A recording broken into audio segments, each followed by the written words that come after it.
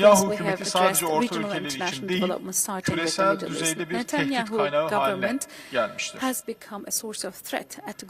Gazze'de soykırıma her türlü yöntemle devam eden Netanyahu'nun niyeti iki devletli çözümü tamamen ortadan kaldırmaktır. Ayrıca savaşı başta Lübnan olmak üzere başka yerlerde yaygınlaştırmak için çaba gösterildiğini görüyoruz. İsrail'in uluslararası hukuku daha fazla ihlal etmesine hep beraber engel olmalıyız. Bildiğiniz üzere İsrail aleyhine Uluslararası Adalet Divanı'nda açılan davaya Güney Afrika Cumhuriyeti öncülük etmiştir. Afrika ülkelerinin küresel vicdanı sesi haline gelmesi son derece önemlidir. Türkiye bu girişimi sonuna kadar desteklemektedir. Bu vesileyle Türkiye'nin de öncülük ettiği bir girişimi sizlerle paylaşmak istiyorum. Şu anda İsrail, diğer ülkelerden silah ve mühimmat temin edebildiği için bölgede terör estirebiliyor. İsrail'in silah ve mühimmat satın almasına engel olmamız lazım. Bu konudaki duyarlılığımızı her platformda sürekli gündeme getirmek zorundayız. İsrail'e silah satmanın soykırıma ortak olmak anlamına geldiğini her fırsatta tekrarlamalıyız. Bu anlayışla İsrail'e silah ve mühimmat satışının durdurulması için tüm ülkelere çağrı yapan bir ortak mektup kaleme aldık. 54 imzacısı bulunan bu mektubu 1 Kasım'da Birleşmiş Milletler'e ilettik. Bu vesileyle söz konusu girişime destek veren Afrika ülkelerine ve uluslararası toplumun diğer üyelerine teşekkürlerimi sunuyorum. Değerli basın mensupları, Distinguished members of the press, as I have expressed before, as was the case in Somalia and Ethiopia regarding the Sudan issue and the domestic war in Sudan, unfortunately we are following them closely. Unfortunately, these developments are very saddening for us, especially the humanitarian aspect has come to an intolerable stage.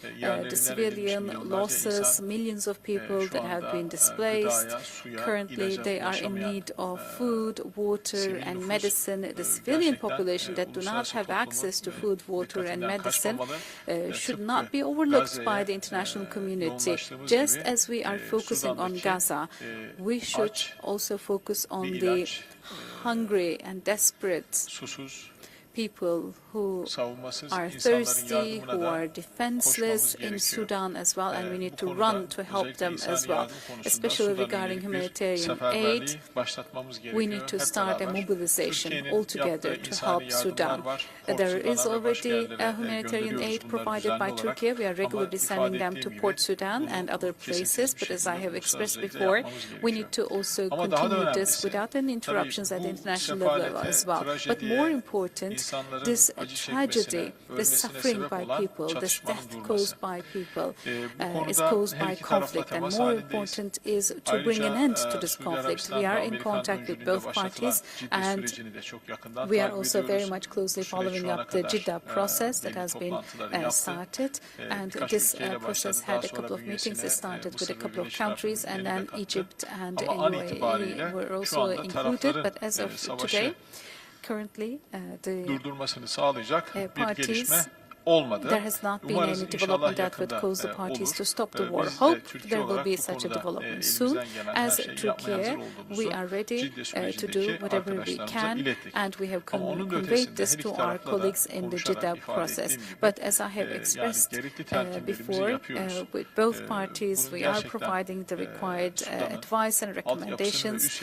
Indeed, we are telling them this is causing a destruction of the infrastructure and superstructure of Sudan, and if the war continues, there will be no more places to live and no more people that will live, and we are conveying this at the highest level possible. But as I have mentioned before, we are waiting for the ongoing process to deliver results, maybe according to the outcome of this process. Under a new format of dialogue, we may also take another initiative.